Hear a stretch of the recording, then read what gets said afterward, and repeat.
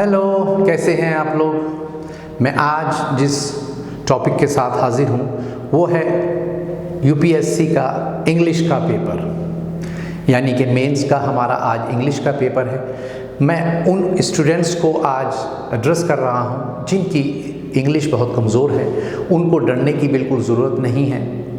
आपकी इंग्लिश कितनी भी कमज़ोर है कोई बात नहीं, मैं जो आपको टिप्स देने वाला हूं, अगर आप इसको फॉलो करेंगे मुझे यकीन है आप इस पेपर को ज़रूर क्वालिफाई कर लेंगे, बशर्ते कि आप मेरी बातों को थोड़ा सा फॉलो करें सीरियसली। बिल्कुल आप मत डरिएगा। जिस तरीके से जो पैटर्न मैं आपको समझाऊंगा उसको आप अच्छी तरीके से नोट कर लीजिएगा, फिर 101% आप पास हो जाएंगे। देखिए, एक तो ये कि आपको 10th स्टैंडर्ड की इंग्लिश को थोड़ा सा दोबारा से पढ़ना पड़ेगा। उसको दोबारा से आपने पहले उसको सीरियसली नहीं पढ़ा होगा। उसके अंदर तमाम तर चीज़ें, structure of sentences, essay, vocabulary, बहुत सारी चीज़ें हैं। अगर आप उसको उस नियत से और उस निगाह से पढ़ेंगे कि मुझे इसको थोड़ा सा सीखना है, तो वो आपकी प्रॉब्लम 10th स्टैंडर्ड की इंग्लिश ही सॉल्व कर देगी। क्योंकि यूपीएससी ने इस बात को खुद एक्सेप्ट किया है कि इसमें हम जो पेपर बनाते हैं, मैं अपनी तरफ से नहीं कह रहा हूँ, ये यूपीएससी का क्लेम है, 10th स्टैंडर्ड की ही इंग्लिश आती है, इससे ज़्यादा लेवल की नहीं आती, यानी कि 12th के स्टैंडर्ड की भी नहीं आती।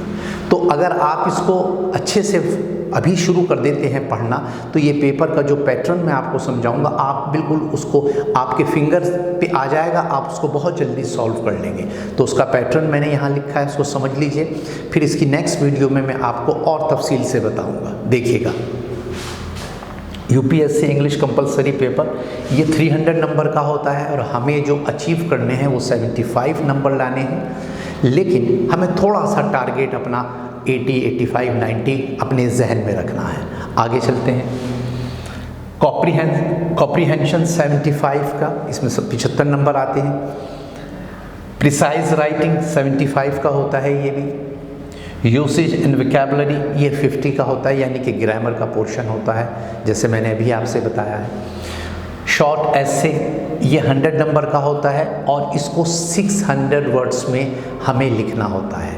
अब ऐसे जो मैंने लिखे हैं ज़रूरी नहीं है कि वो सेम टू सेम ही आ जाएं, लेकिन आगे पीछे हो सकते हैं। उससे रिलेटेड आप कुछ और ऐसे भी कवर अप कर सकते हैं। जैसे फॉर एग्जाम्पल यहाँ पर लिखे हैं women empowerment, environment, internal security, Indian society, science and technology. ये चंद ऐसे मैंने आपके लिए लिखे हैं जिसको हम निबंध कहते हैं। अगर आप 10th की बुक, जैसे मैंने कहा है अभी, उसको आप थोड़ा सा पढ़ेंगे तो उसमें बहुत सारे ऐसे दिए हुए हैं, अलग अलग टॉपिक पे हैं वो। आप अगर उसको अच्छे तरीके से पढ़ लेंगे तो ये ऐसे का जो टेंशन है ये ख़त्म हो जाएगा। और ये सबसे ज़्यादा नंबर का है, 100 मार्क्स का ये होता है।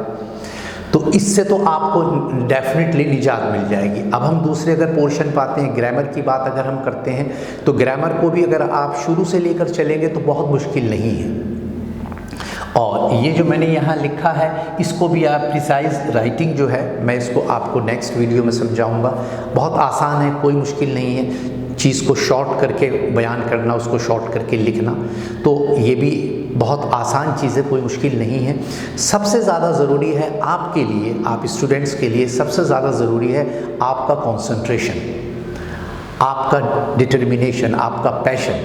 अगर आप उसको बरकरार रखते हैं, उसको नहीं खोते, तो मैं ये तो सिर्फ 10th स्टैंडर्ड की इंग्लिश की बात हम कर रहे हैं। अगर और भी ज़्यादा सीनियर सेकेंडरी की हो या बीए की हो या एमए की हो, तो भी आप बहुत आसानी से कर लेंगे, बशर्ते कि आप अपना कॉन्फिडेंस बरकरार रखें, उसको लूज़ ना करें। ये बहुत ज़रूरी बात होती है, हर चीज़ पर ये लागू होती है। तो आज बस इतना ही। कल मैं फिर इसके दूसरे पार्ट में आपके साथ आता हूँ, डिस्कस करेंगे। जब तक के लिए आप ज़रा सा इन चीज़ों को समझ लीजिए, लिख लीजिए। अब मुझे इजाज़त दीजिए, बहुत बहुत शुक्रिया। Thank you very much for watching me. Bye.